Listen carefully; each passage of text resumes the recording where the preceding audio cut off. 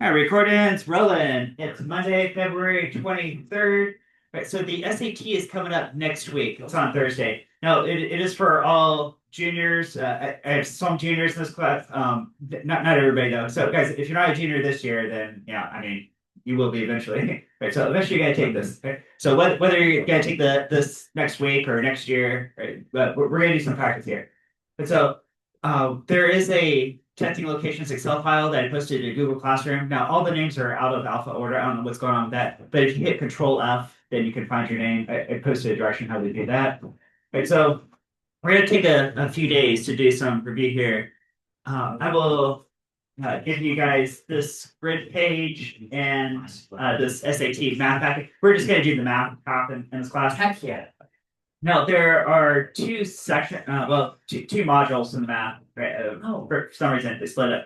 Right. So collectively, there's 70 minutes to do 54 questions. They split it like half and half for whatever reason. Okay. So I'll give you guys today and tomorrow in class to do this. That works out pretty close to well the amount of time. Right. Okay. Guys, just write on the gridded page, not on the packet, because I'm recycling packets for all my classes and for several days. Right. And then I'll go over the answers with you guys starting Wednesday, right? It's however long it takes. Probably take a few days to go over the answers. Okay. And then we're going to pick back up on Module 9, continue that next week. Okay. So here, read you guys some directions here. Okay. So they gave you guys this some formulas, some geometry formulas. So like areas of shapes, circumference. There's Pythagorean theorem here. Ooh, you get some 3D shapes, some volumes, how to find the volumes of all these shapes. Okay, so that's provided to you. What else do they give you? They give you number of degrees in a circle. Guys, how many degrees are there in a circle? 360. That's printed right here. Okay. Do you guys know how many radians that's equal to? Ew. Yeah, 2 pi radians. Okay. And then if you add up all the degrees in a triangle, like all the corners, they add up to how many degrees? 180. 180. Okay, so all of that's printed right there for you. Okay. And then now most of these are multiple choice questions. So you just choose one multiple choice answer. Says that choose one of the answers provided. Circle only one answer. Well, okay, you guys of course going to write it on the gridded page, either A, B, C, or D. If you change your mind, completely erase. You will not get credit for more than one answer circled or with no answer circled. Okay, for a student produced response question, because they're not all multiple choice. Some of these they want you to write a number. So on your gridded packet, like if you think the answer is 17, you have to write out the number 17. Okay, but some of these are like there's some decimals or some fractions. Solve each problem, write your answer next to or under the question in the textbook book as described below. Once you've written your answer, circle it clearly. You will not receive credit for anything written outside the circle. Okay, of course, you guys just writing the grid page. Okay. If you find more than one correct answer, I did see somebody. It might not be the packet I give to you guys because they have different versions of these. Okay, but sometimes there are like two correct answers. Guys, if there are two correct answers, how many answers do they want? One. Just one. Yeah. So if it's like, okay, well, the answer maybe run a quadratic formula. You say, oh, it could be 10 or 20. Just pick one. Just say 10 and then just go back. Okay.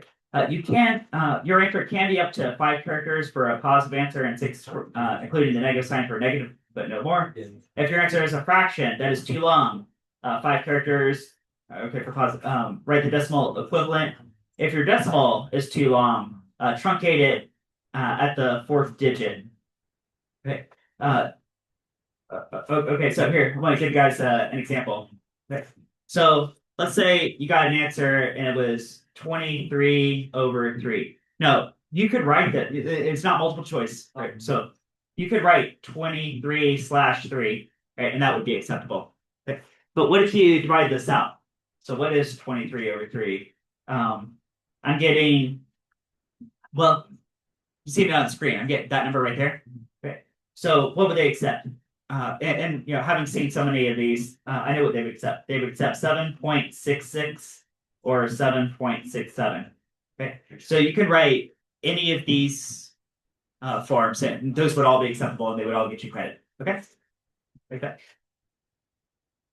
All right. And then if your answer is a mixed number, such as 3.5, write it as an improper fraction, which would be 7/2. Okay. Here, guys, let's take that exact example. They said, suppose the answer is 3.5. Okay. Guys, could you just write 3.5? Could that be acceptable if you just write that way? Yeah, you could, right?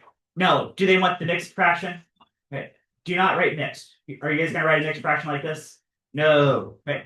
But how can you convert a mixed fraction to an improper fraction? Yeah, do 3 times 2, and then add this 1 up here, and that gives you what?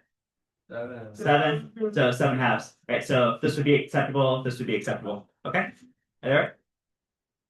Okay, there you go. Or decimal equivalent.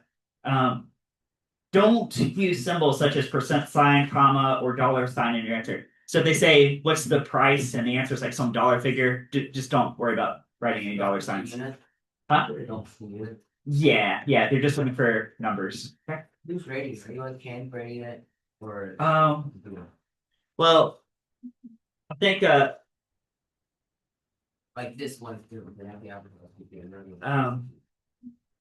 yeah, okay. So guys, I'm gonna have you guys keep your answers on this grid page, give you guys today tomorrow to do it, and then I'll go over the answers with you guys. Now, the grade you get in class is just for doing it. Okay.